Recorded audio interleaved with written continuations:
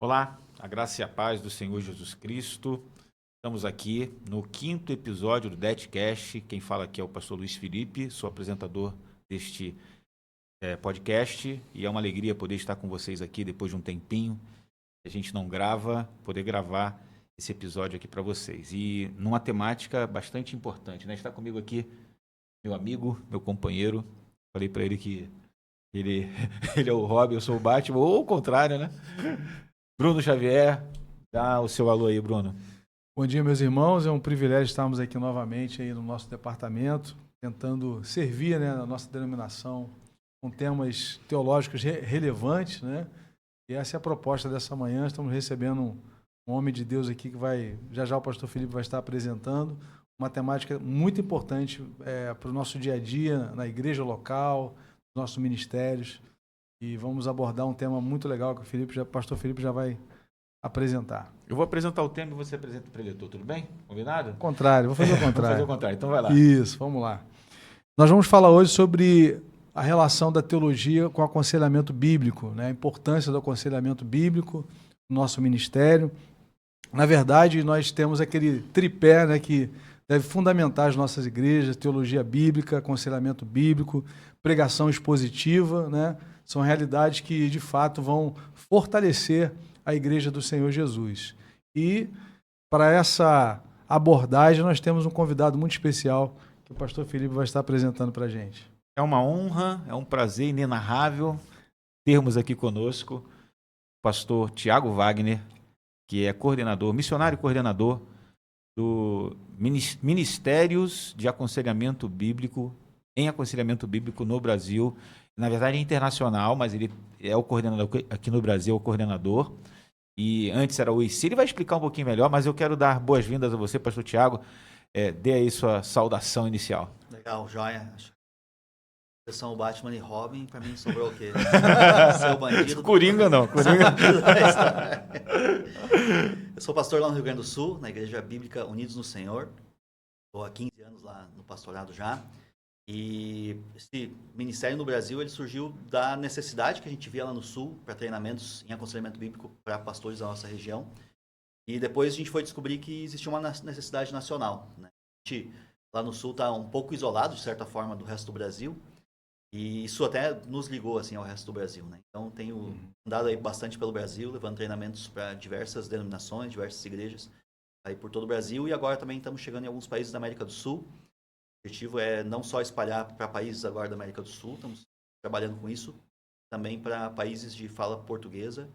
Então a gente está indo agora em agosto já, plano aí para Angola, para começar a primeira turma na África. Daí.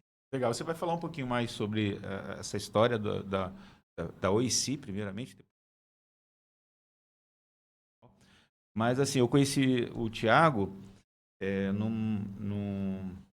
na verdade, pessoalmente, eu conheci em 2023, mas ouvi falar do Tiago em 2022 na conferência de aconselhamento bíblico da Nutra, Seminário Bíblico Palavra da Vida, que você seria um dos tradutores ali, né? Uma das pessoas que estaria participando ativamente, e teve um lapso lá, um problema de saúde que tirou você daquela programação, né? E quase que você ficou de pé junto, né? Quase que foi. Quase que bateu as botas, mas... Onde é que eu tava? Eu falo, não, tava ocupado morrendo.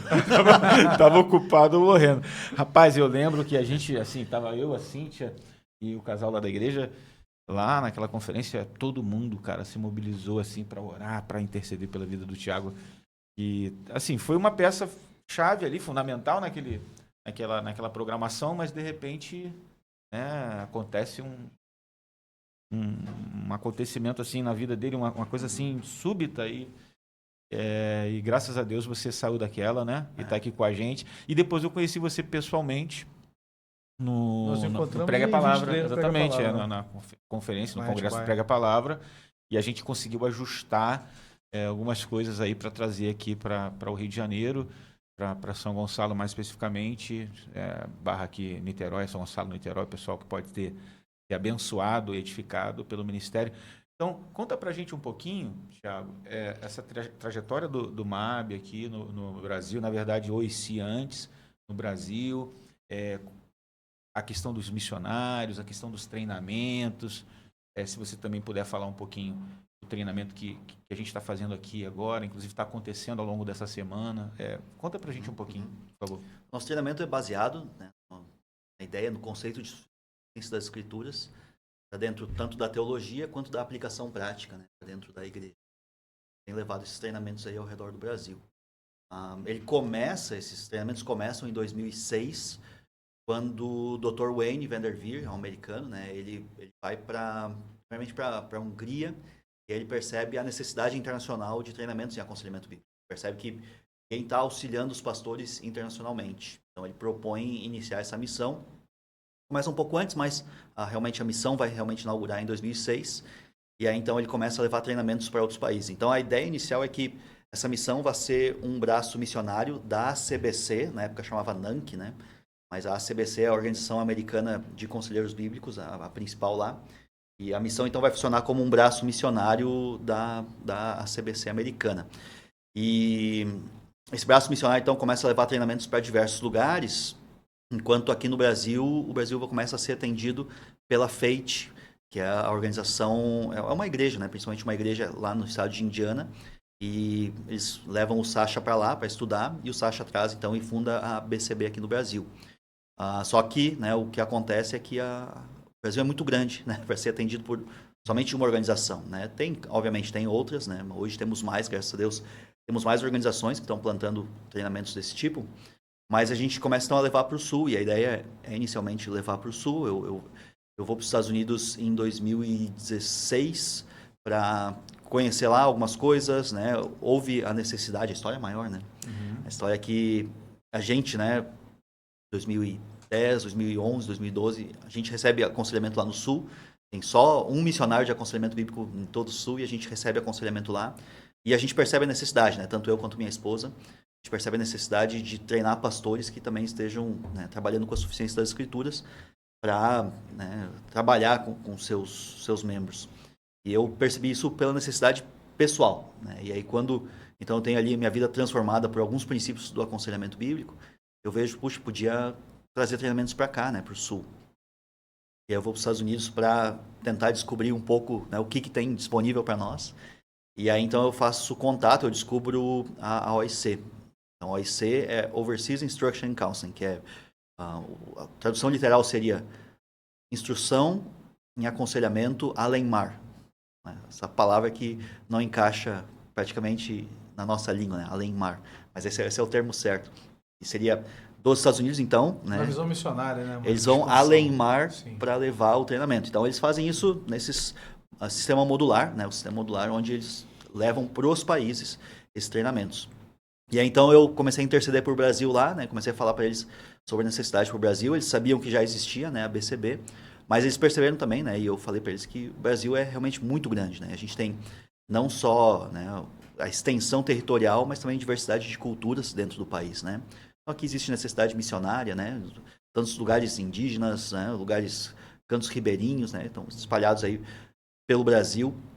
E a gente começa então lá com o povo do Sul, e logo no primeiro treinamento tem um pastor de Santa Catarina e ele fala assim, podia trazer para o nosso estado também o treinamento, né? E aí estamos aqui ao lado, né?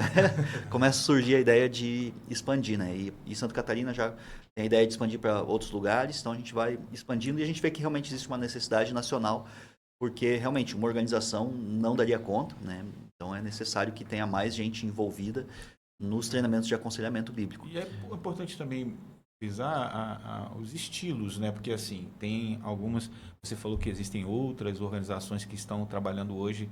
Eu, por exemplo, o primeiro treinamento em aconselhamento bíblico no ano de 2000, né? Lá em Angra dos Reis, o pastor Bill, junto com o Flávio, o pastor Flávio, foram a Angra dos Reis lecionar autoconfrontação. Foi o primeiro contato que eu tive com o aconselhamento bíblico, foi ali. A BCB ainda não tinha surgido enquanto um movimento, o primórdio da BCB, exatamente.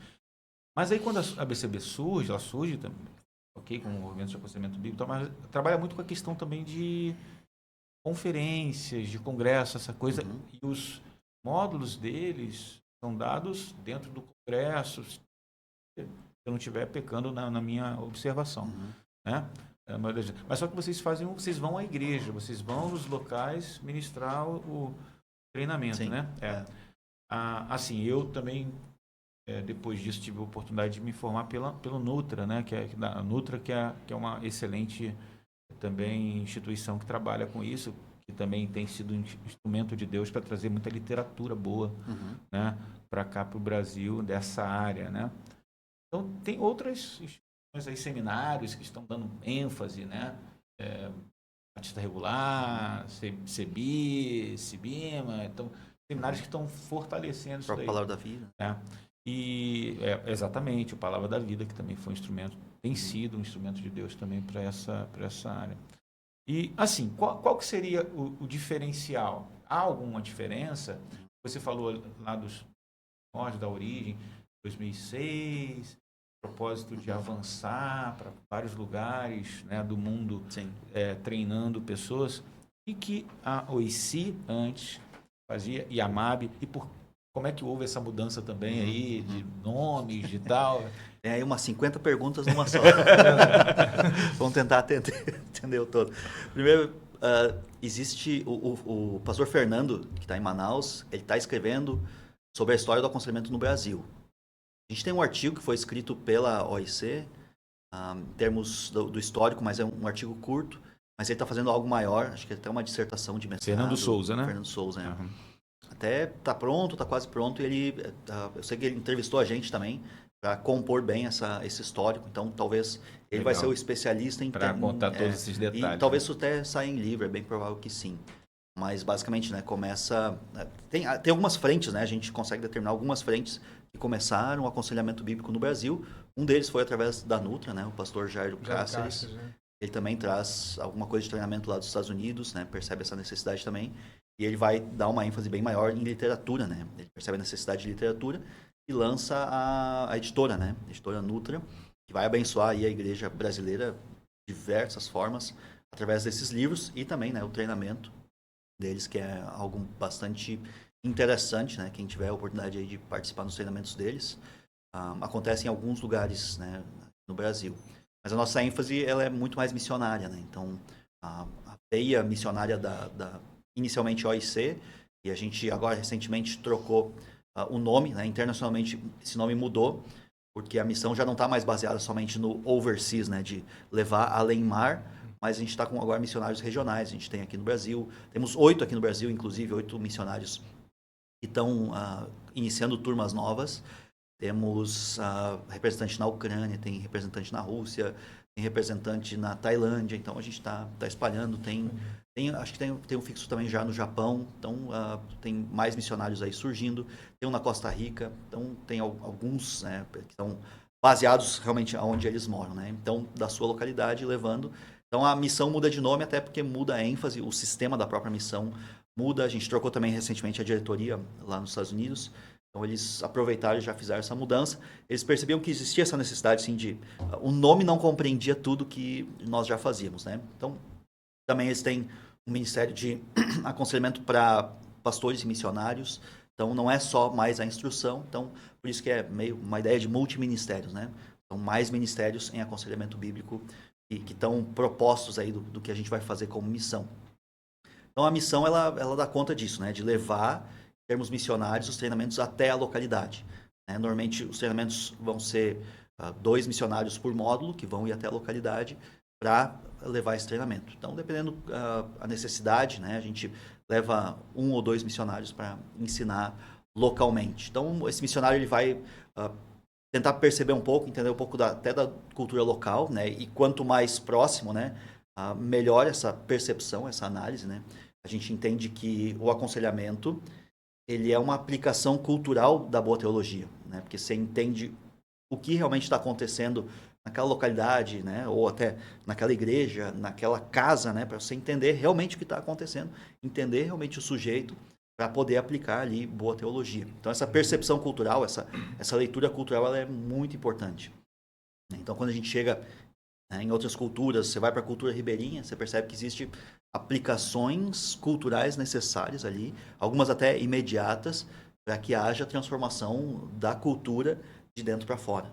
né? Então, não é só uma ideia de compor o que eles deveriam estar fazendo, mas que eles entendam e tenham essa percepção. Até foi interessante a última vez que a gente teve, foi no interior do Amazonas, uma comunidade ribeirinha, né? E no meio do curso, e a gente não tinha percebido isso, mas no meio do curso eles perceberam, então a gente deveria formalizar os nossos casamentos, né? Então eles não tinham nem isso, sendo que é uma igreja que já tem há vários anos, e a própria liderança da igreja não tinha os seus casamentos formalizados, né? Eles tinham casamentos, né, somente informais, que é algo que faz parte da cultura local, né? Então, né, você tem que ter essa percepção e fazer essa leitura cultural para que boa teologia possa ser aplicada, né? Então, teologia do casamento, né? O que nós cremos acerca do casamento? Então, são ensinos para você levar para cada localidade, né? Então, vai ter uma diversidade de culturas e uma diversidade de aplicações daí. Pastor Tiago, eu me lembro no primeiro módulo, o pastor Felipe falou que nós estamos no segundo módulo agora do treinamento na igreja Vila Paraíso, né? Uhum. E no primeiro você falou, você repetiu um pouquinho aqui agora, sobre a sua experiência particular buscando um conselheiro bíblico, né? E a sua dificuldade foi lá para a lista telefônica, né? Para procurar e encontrou, né, um conselheiro bíblico, né? E é curioso isso, né? Nós já temos tanto tempo de evangelho no Brasil, né? Então a gente percebe que a formação do aconselhamento está sendo direcionada para outras áreas de formação, né? Queria que você falasse um pouquinho sobre isso, desse resgate, da importância desse resgate do aconselhamento bíblico, né? Eu também tive a oportunidade de fazer o Nutra, né? E o pastor Jairo bate muito sobre essa questão, a lei do Senhor é perfeita e restaura a alma, né? Então nós encontramos na Escritura, como você começou a falar já, respaldo para isso, né? Mas parece que a formação, já com influência também nos Estados Unidos, né, ela foi deixando um pouco de lado essa temática tão importante do ministério da igreja local. Não só do pastor, né, e a gente sabe também que outros irmãos da comunidade, biblicamente, são chamados ao aconselhamento. Queria que você falasse um pouquinho sobre isso, dessa formação, a partir da sua demanda particular de ter dificuldade de encontrar um conselheiro bíblico, né? O que você atribui isso aí, né, nessa questão da formação hoje no Brasil, né? Já que a gente mencionou, né, o várias perguntas numa só também. De novo. Aqui é um pacote. Uma multiplicidade. A gente mencionou o pastor Jairo, né? Então, Jairo realmente é um dos precursores aqui no Brasil, né, em termos de aconselhamento. É o cara assim que está realmente na vitrine, né, nesse aspecto. Pai apóstolo do aconselhamento. Eu ia falar o Papa, né? Não sei se pega bem. Pai apóstolo. Mas ele realmente é alguém que, né, tá historicamente já envolvido. E a primeira vez que ele foi lá no Sul, na nossa igreja, ele trouxe a seguinte frase. Bem no começo ele falou assim: se tem algo que a psicologia humanista fez muito bem feito, foi convencer a igreja que ela não tinha respostas para os anseios da alma. E como que isso aconteceu? E aí, né, a gente tem que entender bem o que está sendo dito aqui, né? Então, o que aconteceu historicamente é que se criaram, né, sistemas para avaliar e entender o ser humano, que não são os pressupostos bíblicos, né, são pressupostos humanistas, que tentam explicar o ser humano para ele mesmo. Então, quando vem aí um pacote, né, externo, ele vem de fora, a gente tem como igreja duas opções, né? Ou a gente vai se adequar a esse pacote, a esse novo sistema, ou a gente vai fazer uma leitura bíblica com a nossa cosmovisão desse pacote, dessas ideias, né? Então, a pessoa, o que acontece na prática, né? A pessoa vem até nós, a gente é pastor, a pessoa vem e diz, eu tenho TOC, ou eu tenho TOD, né? O meu filho está com TOD. Então, a gente, como pastor, a gente está, né, inocente a isso, a gente não sabe o que significa isso, né? Então, mas o que é isso? Então, isso é o transtorno opositor desafiador, TOD. Então, você pensa, mas eu não tenho respostas na escritura para essa doença, né? O que eu faço com essa doença?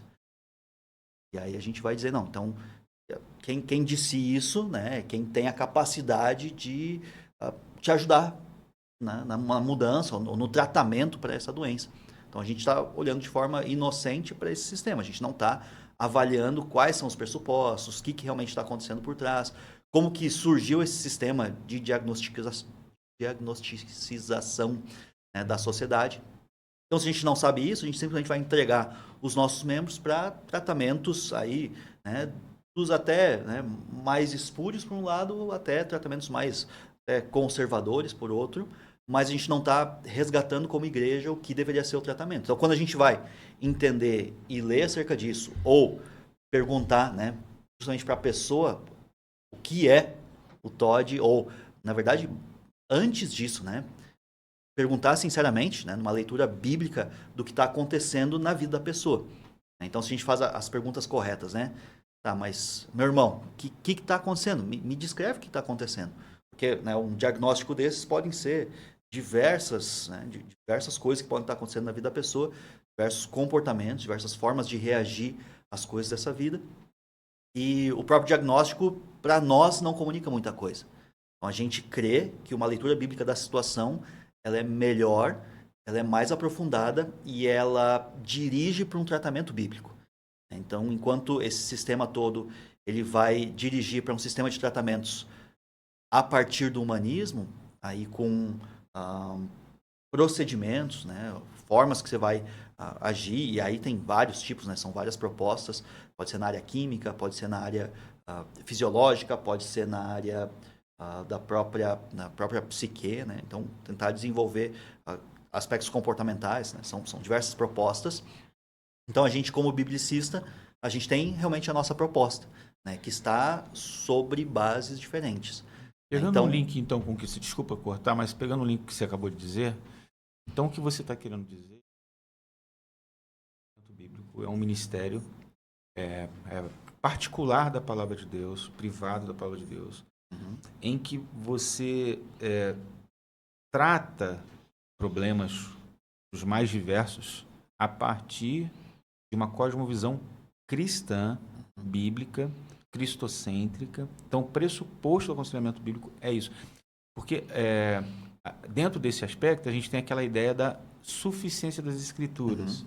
Então, o que é isso? O que é a suficiência das Escrituras para o aconselhamento bíblico, para um conselheiro bíblico? Sim. E como que isso influencia na prática do aconselhamento bíblico, no dia a dia? Puder nos ajudar? Porque o nosso podcast é do Departamento de Educação Teológica. Então, a gente, de alguma forma, tem que trazer o ponto para essa questão. E teologia e aconselhamento bíblico, que é o nosso tema hoje, eu acho que tem tudo a ver, né? Então, assim, há uma necessidade de a gente entender essa ideia da suficiência das Escrituras, né? A boa teologia na prática do aconselhamento. Fala pra gente um pouquinho sobre isso, por favor. Joia, legal. É tanta coisa legal e bacana para pensar acerca disso, né? Então, a ideia e o conceito de suficiência das Escrituras é uma proposta onde a gente vai dizer que a Bíblia é suficiente para lidar com todas as questões humanas, né, que dizem respeito a comportamento, que dizem respeito a reações frente aos eventos, às tentações, às coisas que estão nesse mundo, né? Então, a suficiência das Escrituras, ela, né, é baseada em aspectos teológicos, né? A gente tem toda uma teologia por trás disso, né? Não é algo que é simplesmente atirado como um pressuposto novo, é um pressuposto antigo, na verdade, na qual as igrejas sempre repousaram, né? Toda a igreja, ela crê, ou toda a igreja séria, né? Ela crê que a Bíblia, né? As Escrituras, elas servem para tudo que a gente vai, né? Tanto ensinar, né?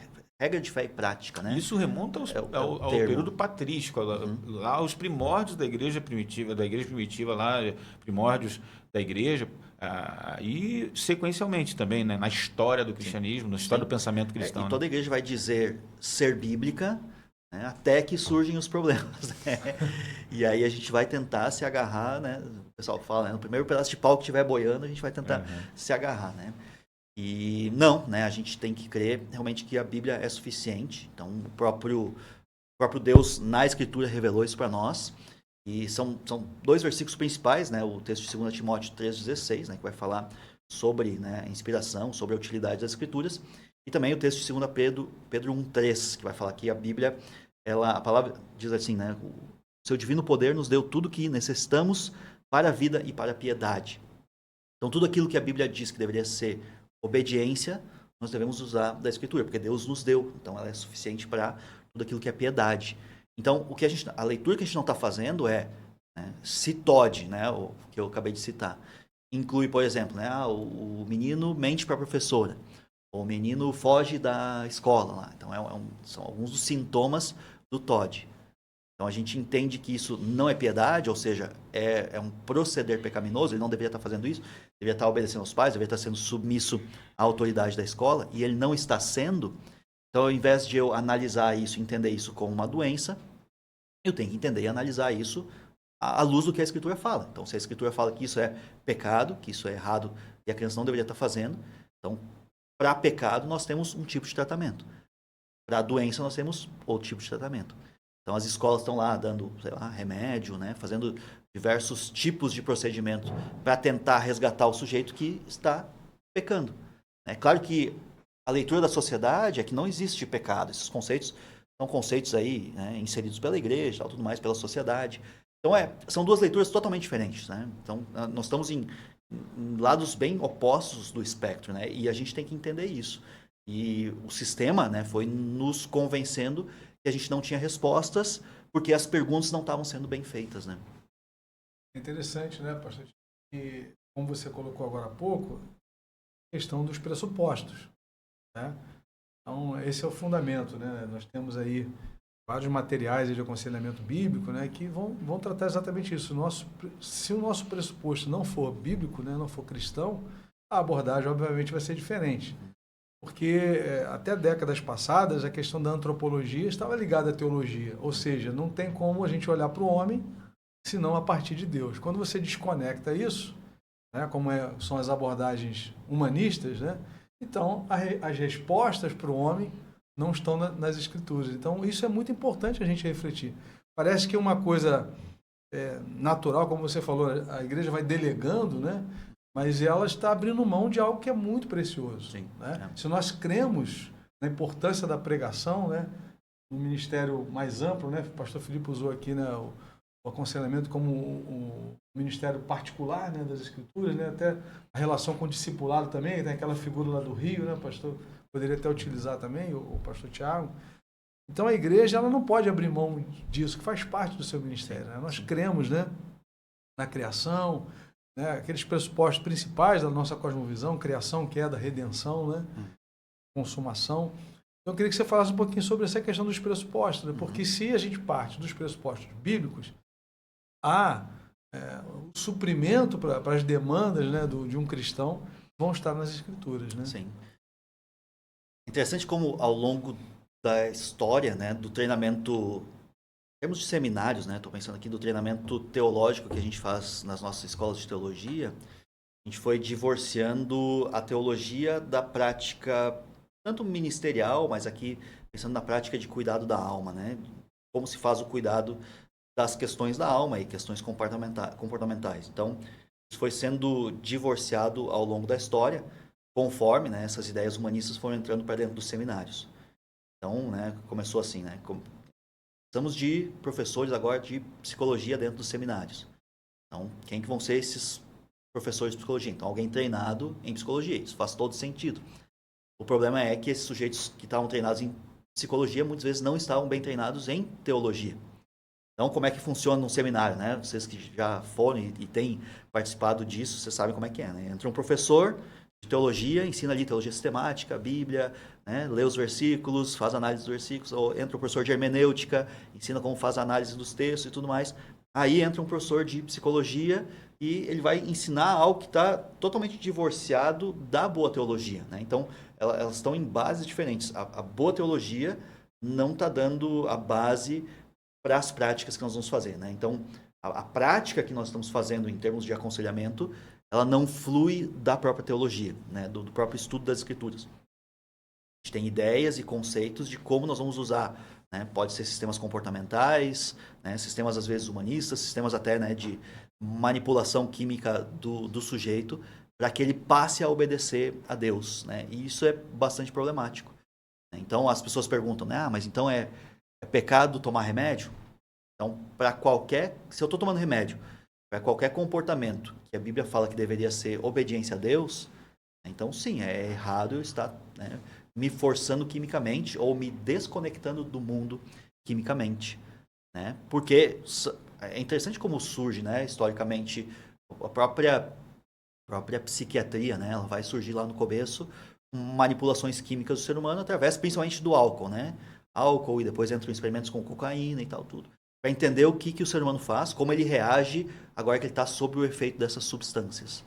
Né? Então, sim, se mudaram as substâncias ao longo do tempo, porém, né, os efeitos eles continuam, de certas maneiras, os mesmos. Então, nós temos que estar atento a isso. E muitas pessoas se colocam, ou são colocadas sob um sistema químico agora, onde ele vai poder ou ter mais chance de obedecer, ou pelo menos de não desobedecer a Deus. Mas por quê? Porque ele está inerte à realidade. Então é algo que a gente tem que considerar. Muito bom, muito bom.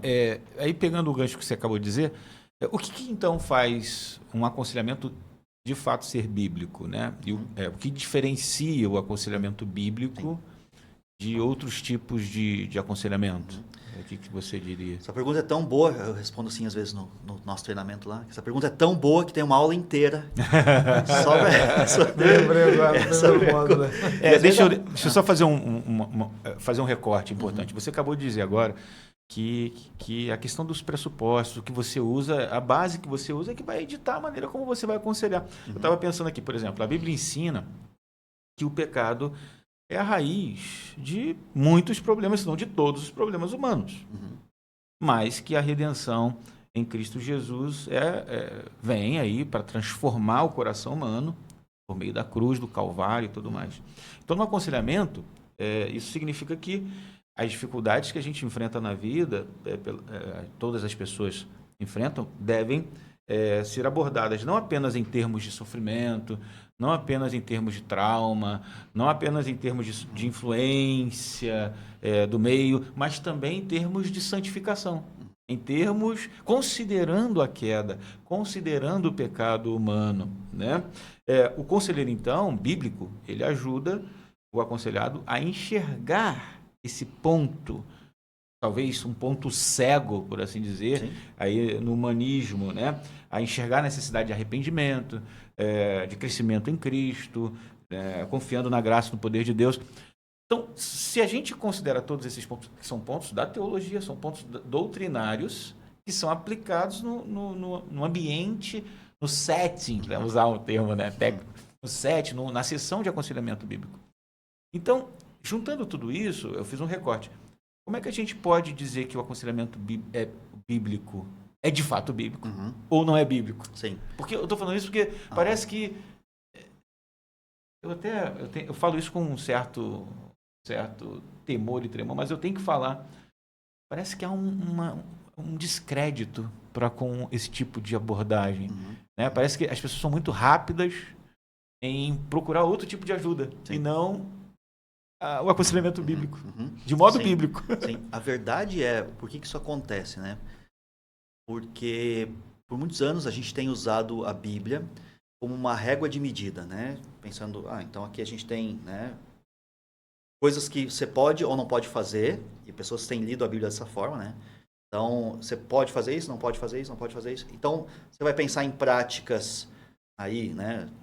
Sei lá, você pega, vamos dizer, você é uma pessoa irada, né? Então, uma pessoa irada tem tipos de práticas que ela pode ter, né? Põe a borrachinha, conta até 10, põe a borrachinha aqui, fica batendo contra o pulso. Igual aquilo que o Bruno fez ali no trânsito, né? Mais ou menos, né? Tô brincando. Não se irritar, né? Então, isso muda a forma de pensar e tal. Então, a Bíblia não proíbe essas práticas. Então, as pessoas pensam assim, não, se a Bíblia não proíbe, então vamos usar dessas práticas. Porque a gente está usando a Bíblia como régua de medida. Nós estamos medindo as práticas à luz das Escrituras. Mas o que a gente esquece é que a Bíblia também é uma fonte de verdade. Então, ela não serve somente para regular as nossas práticas, ela serve também como fonte de verdade para a gente lidar, por exemplo, com a ira. Então, se eu tenho ira, então, normalmente o que a pessoa faz, ela vai buscar fora da Escritura respostas não, mas um jeito de lidar com a sua ira, né? Como se a Bíblia quase não falasse sobre isso, ou muito pouco falasse sobre isso, ou tivesse textos somente assim, meio obscuros sobre isso, que vão dar conta de explicar a ira, mas não de tratar a ira. Ela fala, mas não é tão profundo, não é tão suficiente. Assim, quanto, por exemplo, essas propostas. Então, você vai aí agora para um sistema humanista, você vai ter uma doença, um transtorno chamado transtorno explosivo intermitente. Então, a descrição, se você vai lá e lê no DSM, a descrição do transtorno explosivo intermitente, ele vai explicar o procedimento, o que acontece. Então, tem gatilhos, coisas que acontecem na vida, e o sujeito reage de forma desproporcional ou até violenta. Então, sempre tem um vídeo de um cara destruindo uma concessionária, né? Já viu isso? Então, o cara explode e sai. Então, você lê essa descrição, parece que descreve exatamente o sujeito. E de fato, descrevia, por exemplo, a minha vida antes de eu ter contato com o aconselhamento bíblico, né? Então, eu tinha uma reação desproporcional, né? Minha esposa falava alguma coisa, eu me irritava e eu não sabia de onde que vinham essas coisas. Então parece que isso aqui, né, descreve o sujeito. Mas se eu for olhar na escritura, né, ela, ok, não vai proibir certo tipo de tratamento, mas ela tem uma descrição do que realmente está acontecendo na minha vida. O que realmente eu estou desejando, o que realmente eu estou querendo, e eu estou querendo algo, quando minha esposa vem e me trata mal, ou fala alguma coisa nesse sentido, ou é desrespeitosa comigo. Então eu estou disposto a, aí sim, pecar, né? Então eu vou, às vezes, reagir pecaminosamente contra ela. Vou, né, xingar, reclamar, gritar, né? Alguém vai bater na esposa, né? E aí, então, você tem uma descrição desses transtornos, né? E talvez você vai para um transtorno até pior, você toma remédios agora para regular o seu comportamento e os seus sentimentos, né? Muitos dessas medicações, então, elas diminuem a gama de sentimentos, né? Como a pessoa sente as coisas. Então, a pessoa, por muito tempo, ela se permitiu reagir de forma explosiva, intempestiva, e agora, então, ela vai tomar uma medicação para tentar regular isso. Então, a ideia, né, que está dentro do aconselhamento bíblico, é que você vai usar da suficiência das escrituras para entender o que está acontecendo dentro do coração humano, né, que vai explicar o coração humano para o sujeito, para que ele possa descobrir. E a expressão que a gente normalmente tem é: eu nunca tinha pensado dessa forma. Né? E o cristão, ele tem que ser desafiado a pensar biblicamente sobre tudo que ele faz. Né? E tudo que ele faz, não só para ter um bom casamento, não só para, né, ser feliz e alegre, mas para glorificar a Deus. A pergunta final é essa, né? Eu estou glorificando a Deus através do meu casamento, através das reações que eu tenho frente a minha esposa, meus filhos, ou quando algo acontece na minha vida, a minha reação tem sido piedosa, é uma reação de um cristão frente ao que está acontecendo. Então a gente, por vezes, né, de forma honesta, vai buscar respostas aqui, né, fora da escritura, para tentar ter um proceder verdadeiro cristão. Mas a gente esquece que a Bíblia, na verdade, é uma fonte de conteúdo, né? Ela tem conteúdo, né, vamos dizer assim, licenciado e autorizado, né, para transformar o ser humano. Então a gente parte, né, até respondendo a tua pergunta ali antes, né, a gente parte de um pressuposto, que a Bíblia é autoridade. Então, a Bíblia é a grande fonte de autoridade.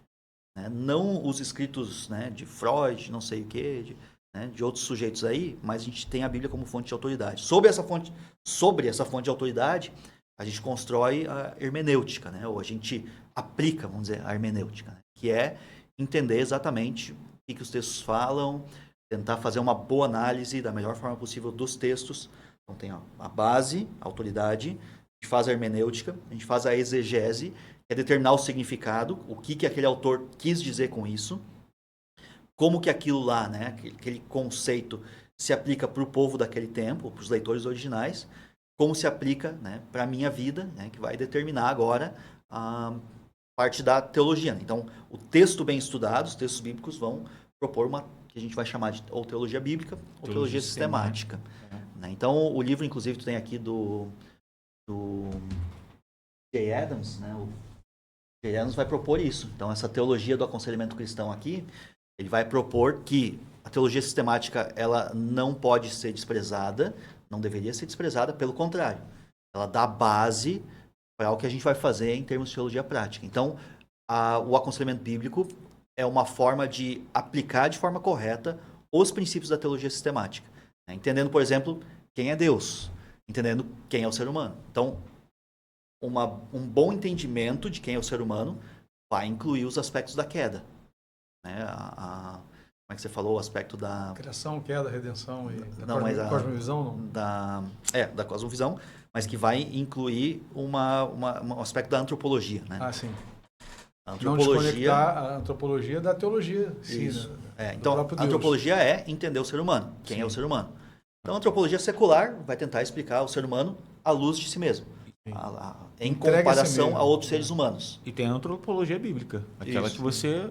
E tem uma antropologia quem o ser humano é. Basicamente, no fim das contas, não tem nada a ver uma coisa com a outra. Sim. Se você estudar antropologia numa faculdade secular, você quase não tem pontos de ligação com a antropologia bíblica. Parece que são matérias totalmente diferentes. E são, na verdade, né? São matérias totalmente diferentes. Porque aqui, né, lá fora, estão explicando o ser humano à luz de si mesmo, ou à luz de outros seres humanos. Então, você vai estudar por que o índio reage assim e tal, comparado com o europeu, comparado... Né? Então, você vai fazer esse sistema. enquanto a Bíblia está explicando o ser humano à luz, né, da divindade. Então, por que o ser humano age do jeito que age, faz as coisas que faz, à luz do divino? Então, isso aqui, obviamente, né, não é uma matéria para a faculdade, nos moldes que as faculdades são hoje. Então, a gente tem, né, são coisas totalmente desconexas uma da outra, né? Só que isso aqui, né, essa antropologia vai dar base para as nossas práticas. Porque se a gente crê que o ser humano, então, é pecador, tanto nasce com o pecado, quanto pratica o pecado, então ele vai fazer essas coisas por conta desse pressuposto, né? E aqui entra a cosmovisão. Os pressupostos compõem a nossa cosmovisão. Nós vamos enxergar e a gente, né, no fim das contas, a gente vai ter práticas, ou seja, os seres humanos estão fazendo coisas. Então, o cara que destruiu a concessionária lá, ele foi lá e fez algo. Agora, como é que eu vou ler esse evento? Então, se eu vou ler esse evento a partir de uma antropologia não cristã, então eu vou tentar explicar que existe, né, Aquela desvio de explosão ali, né? conduta, uma explosão de É interessante ira. que você falou aí, a pessoa que dá um ataque de explosão, aquela coisa. Essa semana passada a gente teve uma notícia aí de um cara que parece que levou a pet para poder fazer um procedimento no veterinária, né? E o pet morreu. Aí o cara pegou, voltou com um machado na mão, sei lá, um martelo na mão, quebrou toda a vidaça Enfim, aí explicar isso daí à luz de um aconselhamento não bíblico, aí a pessoa vai ter uma, né, explicação ali. E realmente existem verdades nisso, sendo que o sujeito teve ali uma overdose aí de algum químico no cérebro dele. E são verdadeiras essas explicações, elas são reais. Mas a gente tem uma explicação que Mais profunda, por assim dizer. a gente entende por ser mais profunda, né? O meio secular vai dizer, não, isso aqui, né, inclui o divino aqui, não tem nada a ver. Que aí parte para a questão da espiritualidade e acha que isso É uma não questão, é uma questão de crenças. São é interessante crenças. isso aqui porque, irmãos, quando a gente coloca a mente humana, a razão humana, a inteligência humana, a ciência acima das escrituras sagradas, né, colocando ela abaixo, nossos pressupostos, as nossas abordagens, a nossa cosmovisão, a nossa prática, parece que está acima daquilo que a palavra de Deus ensina. Sim. Só que tem que ser o contrário, né? A gente precisa colocar a palavra de Deus acima, porque ela é supra-racional, supra-cultural, tem uma capacidade... É palavra de Deus, né? Então, se a gente entende que a cosmovisão bíblica e a abordagem bíblica, os pressupostos bíblicos e até mesmo a prática bíblica está acima daquilo que é natural, humano e tal, a gente vai ter uma outra forma de enxergar o ser humano, né? E a abordagem divina, ela é profunda, né? Primeiro porque ele é o Criador, né? E ele tem elementos suficientes para nos guiar, né? Jesus não é somente a porta, ele é o caminho também, né? Então a gente tem provisão, né? E interessante o exemplo que você usou da ira, né? E a gente percebe Jesus dizendo lá em Mateus 15 ou em Marcos 7, o texto paralelo, né? Do coração do homem, né? Procede em todos esses maus desígnios, ele vai falar de ira, de prostituição, né? Então, enquanto, né, na abordagem humanista a questão é o comportamento, né? A palavra de Deus está tratando o coração, a fonte realmente do problema, né? Então a gente percebe de fato que os pressupostos vão fazer toda a diferença na abordagem, na aplicação, né? Sim. E até mesmo na expectativa do resultado final, né? Se nós cremos, né, que o que Deus deseja na vida do ser humano é que ele tenha uma nova natureza, né, uma vida transformada, né, regenerada pelo Espírito Santo, a partir da palavra de Deus, né, que é a semente, né, Pedro vai dizer isso, né, que nós fomos regenerados de uma semente incorruptível, que é a palavra de Deus. De uma maneira sobrenatural, o Espírito Santo pega essa semente e produz a vida de Deus em nós, né? Mas se a nossa abordagem ela é periférica, né, então o máximo que a gente pode esperar é uma mudança de comportamento que sabe-se lá por quanto tempo isso vai acontecer, né? Então essas abordagens, de fato, os pressupostos vão alterar tanto a abordagem como o resultado, né? Vou pegar um gancho da fala do Bruno agora e fazer uma pergunta bem simples para você, bem fácil mesmo. Lá vem. Teologicamente, o que seria o coração? É bem interessante existe uma necessidade da gente entender teologicamente o coração. Então, quando a gente faz teologia sistemática, né, a gente vai pegar todos os textos que falam sobre esse assunto, entender eles, cada um deles com profundidade, e propor agora, então, o que é uma teologia sistemática, né? A gente sistematiza entendendo todos os aspectos do coração. E, em resumo, né, o coração, no fim das contas, vai ser o homem interior, né? Quem eu sou por dentro. Então, todos os aspectos, as funções, né? Então, vai incluir as funções, por exemplo, da alma. Né? Então, os desejos, as coisas que nós queremos ou as coisas que nós ansiamos. Então, tudo isso vai estar no coração do homem. Então, não só o coração faz coisas, ele toma decisões, né? Ele avalia coisas. Então, é muito rico. Se a gente vai pensar na teologia sistemática do coração, é bastante amplo o que a gente está falando aqui em termos de coração. Naquele livro O Coração Dinâmico na Vida Diária, da editora Peregrino, olha, a gente está ganhando jabá nenhum, a gente está ganhando nada, está fazendo jabá aqui das editoras, está ganhando nada com isso. Mas ele fala que o coração é um coração que pensa, é um coração que sente, né? É um coração que escolhe, né? Então, todos esses aspectos das faculdades humanas estão inseridos justamente no coração, né? É onde a gente é o que a gente é de verdade. Sim. E qual é a relação dessa questão teológica do coração com o aconselhamento bíblico? O que o aconselhamento bíblico propõe a partir, não é do órgão, né? Desse tema do coração. Sim, então, todos os sistemas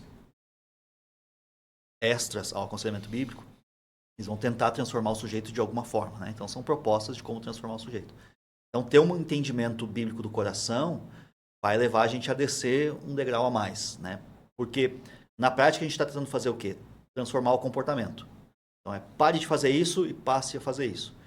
Então, né, a gente vai usar essa régua de medida para dizer, né, pare de fumar e começa a mascar chiclete. Ou pare de beber e vai tomar suco de laranja. Né? Então, são mudanças comportamentais e a gente ajuda o sujeito a ter essa transformação esperada. E a gente pensa, puxa, que bom conselheiro que sou, porque ajudei o sujeito a vencer esse aspecto na vida. E isso parece ser bom, e porém, esquece da pergunta mais fundamental, né? Onde está Cristo nisso? Então, o mundo está propondo essas transformações, mudanças aqui e ali, mas a gente crê que o mau comportamento, ele reflete algo que está no coração do sujeito. Então, a gente, né, como teólogos aqui, a gente tem que entender que o mau comportamento reflete um desvio de coração, um desvio de caráter, um desvio de vida que o sujeito precisa ter transformado. Então, simplesmente mudar o comportamento é perder uma oportunidade. É não usar da oportunidade que Deus revelou ou está revelando acerca da minha própria vida. Então, eu, por exemplo, né, eu mencionei que eu era um sujeito irado. E isso, então, revelava aspectos do meu coração. Então, eu podia ter feito, né, um procedimento, né, com a borrachinha, né, ou inventa alguma coisa. E tem, né, propostas aí para transformar. Né? Então, sei lá, eu fazia, né, ficava bravo, vou virar aqui a mesa, vou, né, jogar. Quando alguma coisa saiu do seu controle, né? Quando alguma coisa estava, aparecia, né, lá o ídolo assim, do coração. Eu poderia ter feito, então, né, um tratamento comportamental ou químico, né, e que ia me ajudar a mudar. Mas era necessário, Deus queria e Deus permitiu que essas coisas se tornassem visíveis para lidar com aspectos do meu coração. E não é que eu não era convertido, né, eu já era pastor, inclusive, nessa época. Não é que eu mudei de teologia, eu, né, já tenho ainda a mesma teologia, mas a aplicação, então, de textos bíblicos, e especificamente, por exemplo, o texto de Tiago 1:20, né, que vai falar que a justiça do homem não a ira não produz a justiça. A ira do homem não produz a justiça de Deus. Então, através da ira, eu estava tentando produzir justiça. Mas era uma justiça humana, não era uma justiça de Deus. Então, eu percebia, né, coisas que eram injustas e estava tentando, através da ira, transformar essas coisas. Mas a ira do homem não produz a justiça de Deus. Então, Deus queria produzir justiça, sim, mas principalmente na minha vida. Né? Queria que a minha vida fosse transformada num processo daí de santificação. A gente entende, né, tecnicamente, santificação progressiva, né? Que é como nós vamos ser santificados progressivamente através das Escrituras até o dia de Jesus Cristo. Então, todos nós estamos nesse processo. E para um pastor reconhecer isso é desafiador, então, né? O Paul Tripp fala isso no Vocação aí Perigosa. Que mora lá, né? o perigo da que coisa. Ele enfrentou até a mesma situação, né? Da ira. Da ira, ele fala E Deus foi trabalhando e mostrando para ele a sua real identidade, né? Sou um cristão, estou em santificação contínua, progressiva, né? E é interessante, não sei se eu posso entrar na polêmica aqui. Fica à vontade. Se é que eu recorte. Mas a grande parte dos nossos detratores, né, as pessoas que vão contra, até bons teólogos vão contra o aconselhamento bíblico, é porque em algum momento, muitas vezes, né, em algum momento da vida passaram por um tratamento desse tipo e deu o resultado esperado, né? Então eles mudaram o seu comportamento, tiveram ali uma recuperação da sua dificuldade, da sua doença, né, como for chamar, e isso então vale, né? Então agora isso é o melhor jeito porque eu passei por isso. E as pessoas não olham para entender ou fazem, né, uma avaliação do seu passado para entender a necessidade de mudança do coração que eles tinham lá e acabaram, né, usando alguma técnica que mudou o comportamento e eventualmente também, né, mudou o coração em algum aspecto, mas existia, né, coisas que Deus poderia ter transformado na sua vida em termos de comportamentos e atitudes que iam lidar com questões mais centrais do coração. E aí sim entra essa questão de ser muito difícil de um pastor reconhecer isso. Então eu fiz algo que era errado, ou que não deveria ter feito, ou que existia uma solução melhor. Então é muito difícil um pastor reconhecer isso, né? Existia algo talvez melhor e eu fiz algo que foi, ajudou e auxiliou, mas poderia ter sido algo melhor e mais completo.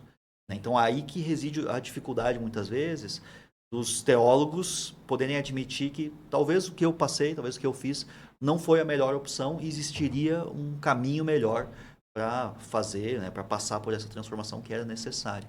Então, essa é a minha leitura, assim, de muito da crítica teológica em torno do aconselhamento bíblico.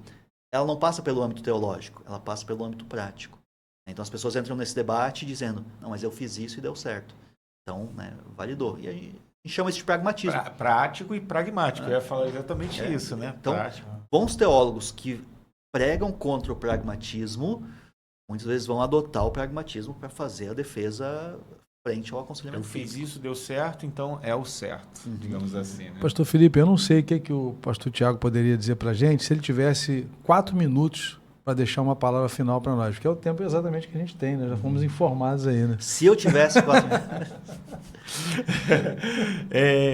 eu queria introduzir uma última pergunta, se a gente pode dizer assim, é que geralmente se entende que o aconselhamento bíblico é algo que o pastor tem que fazer, né? Então, eu queria aqui emendar numa pergunta, que na verdade vai ser a gente caminhando para a última pergunta, é que, primeiro deixa eu fazer uma reflexão rápida. Assim. A gente sabe que na igreja, muitas pessoas acham que o Ministério do Aconselhamento Bíblico é exclusivo e restrito ao pastor da igreja. Qualquer problema que surge, procura o pastor. Mas eu acho que não é. Né? Eu acho que não é. Eu suspeito que não seja. Uhum. Na verdade, eu acredito que não seja. Mas eu queria que você falasse um pouquinho sobre isso, o Ministério do Aconselhamento na vida da igreja, na prática da igreja, para os crentes de uma maneira geral. E o pastor, sim, talvez ele esteja ali na frente, liderando, dando tom, mas não é algo que é restrito a ele. O que você poderia falar sobre isso? Sim. Ministério de Aconselhamento Bíblico na igreja local.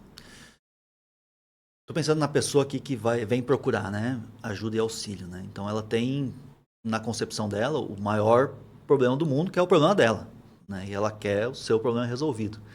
Então, obviamente, ela vai procurar quem que é o crente mais treinado nas escrituras aqui para me ajudar nesse desafio de vida, né? Então, graças a Deus que ela está procurando dentro da igreja respostas, né? Vem procurar o seu pastor. Então, isso é algo louvável, melhor do que procurar, né? Às vezes uma vizinha especialista.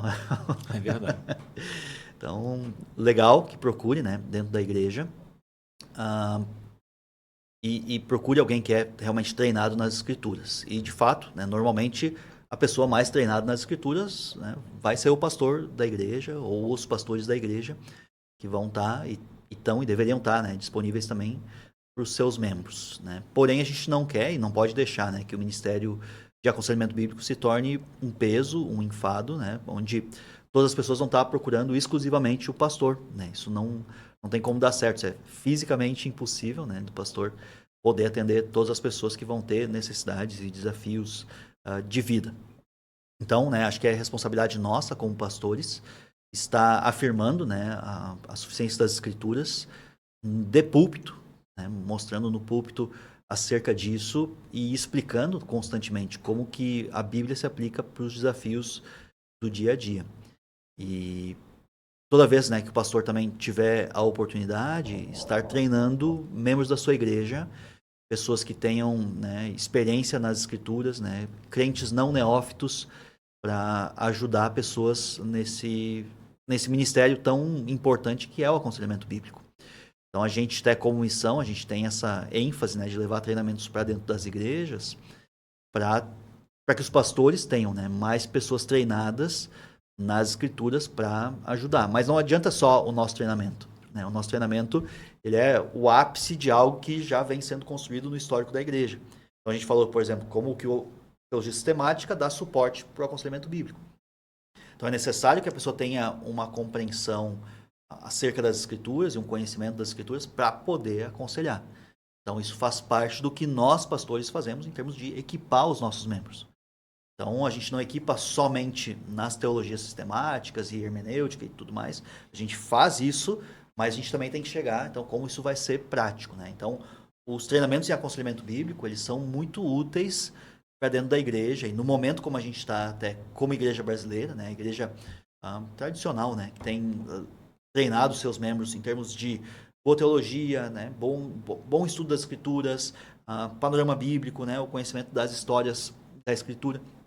Então, tudo isso vai dar base para um bom aconselhamento.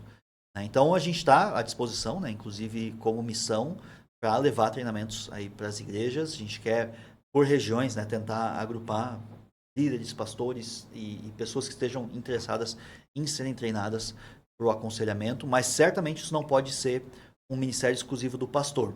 E eu acho que é uma iniciativa nossa, como pastores, não permitir e não querer ser o super-herói de toda a igreja, onde eu vou salvar todas as pessoas das suas dificuldades, mas sim permitir que esse ministério ele esteja acontecendo no dia a dia da igreja.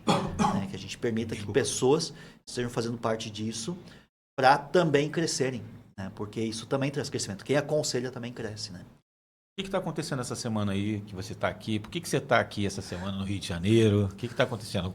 Faz um jabá agora do MAB Internacional aqui no Rio de Janeiro, o que está acontecendo e tal. Certo. Então, nosso treinamento, né, ele é dividido em 4 módulos. A gente está fazendo o segundo módulo em aconselhamento bíblico, do nosso treinamento em aconselhamento bíblico, ali na igreja congregacional Jardim Vila Paraíso. Vila Paraíso. A gente já faz quase um ano. Quase que saiu o Jardim Catarina. Quase. Mas aí é Vila Paraíso. A gente fez há um ano atrás o módulo 1, cerca de um ano atrás, e agora a gente está aqui fazendo o módulo 2.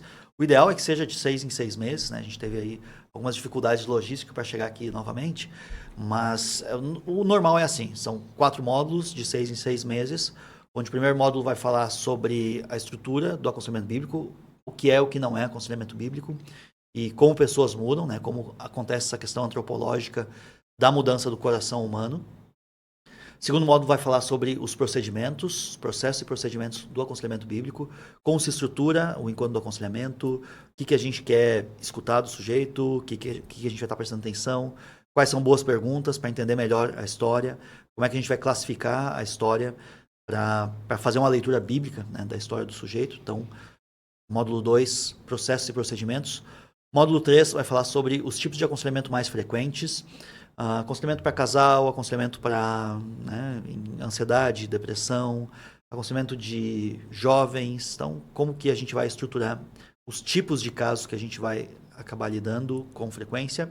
E aí o módulo 4 tem 2 opções. Como que a gente vai estruturar dentro da igreja, é uma opção, o Ministério de Aconselhamento, e a outra opção é casos mais avançados. Então, a gente vai desenvolver casos mais avançados, experiências mais específicas, onde tipos de casos vão se enquadrar também para dentro da Escritura.